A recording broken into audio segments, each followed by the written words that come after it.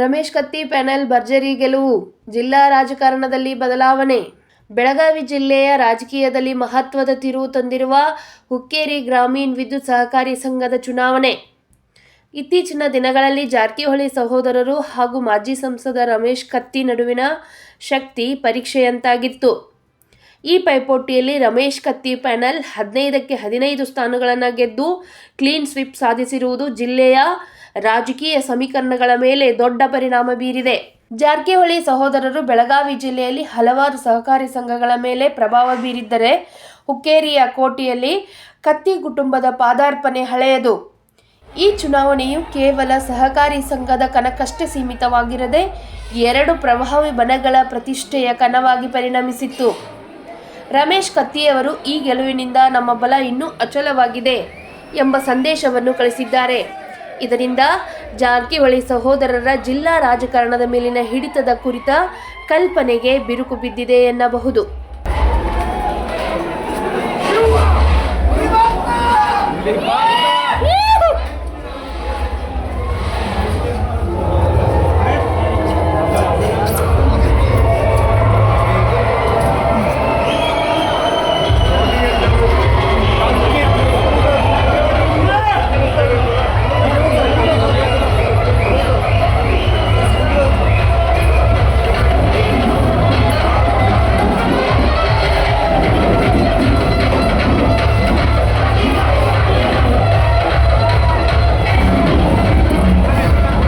ರಾಜಕೀಯ ನಡೆ ಇವತ್ತು ದಿವಸ ಯಾವ ಪಕ್ಷದಲ್ಲಿದ್ದೀನಿ ಆ ಪಕ್ಷದ ಒಬ್ಬ ಶಿಸ್ತಿನ ಸಿಪಾಯಿಯಾಗಿ ನಾನು ಕೆಲಸ ಮಾಡ್ತೀನಿ.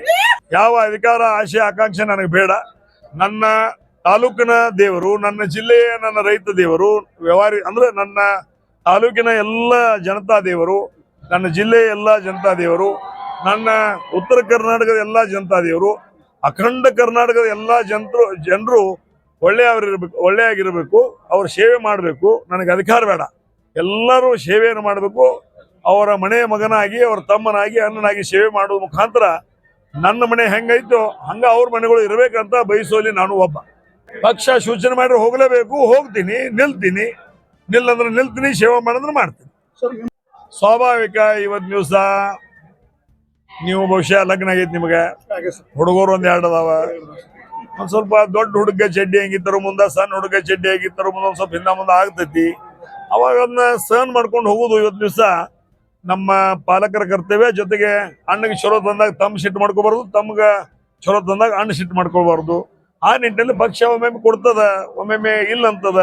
ಯಾವುದಕ್ಕೂ ಪಕ್ಷ ತಂದೆ ತಾಯಿ ಸ್ಥಾನದಾಗ ಇರ್ತದ.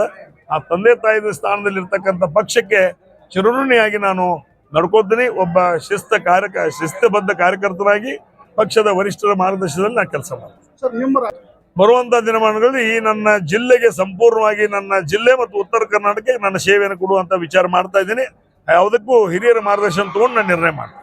ಜಿಲ್ಲೆಯವರು ನನಗಿಂತ ಹಿರಿಯರು, ನಾನು ಚಿಕ್ಕವನು, ಅವ್ರಿಗೆ ಹೇಳುವಂತ ಶಕ್ತಿ ನನಗಿಲ್ಲ. ಆದರೂ ಸಹಿತ ಸಂಗತಿ ಫಲದಿಂದ ನಾವು ಕೆಡಬಹುದು. ಸಂಗತಿ ಫಲ ಬಹಳ ಕೆಟ್ಟ. ಈಗ ಮಾಡಿದವರು ಸಂಗತಿ ಅಂದ್ರೆ ಅವ್ರು ದುಡ್ಡಿದ್ದವ್ರು ದೋಸ್ತಿ ಮಾಡ್ತಾರ. ಅದಕ್ಕೆ ದುಡ್ಡಿದ್ದಾಗ ದೋಸ್ತಿ ಮಾಡಿದಾಗ ಇವತ್ತು ನೀವು ಆ ತೊಂದರೆಗೆ ಬರಬಹುದು. ಮತ್ತೆ ನಿಮ್ಮ ಬೀರೇಶ್ವರ ಬ್ಯಾಂಕ್ನಲ್ಲಿ ಇದ್ದಂತ ದುಡ್ಡು ಸಾರ್ವಜನಿಕರ ದುಡ್ಡು ಅಂತ ನಾನು ಭಾವಿಸ್ತೀನಿ. ಅದಕ್ಕೆ ಈಗ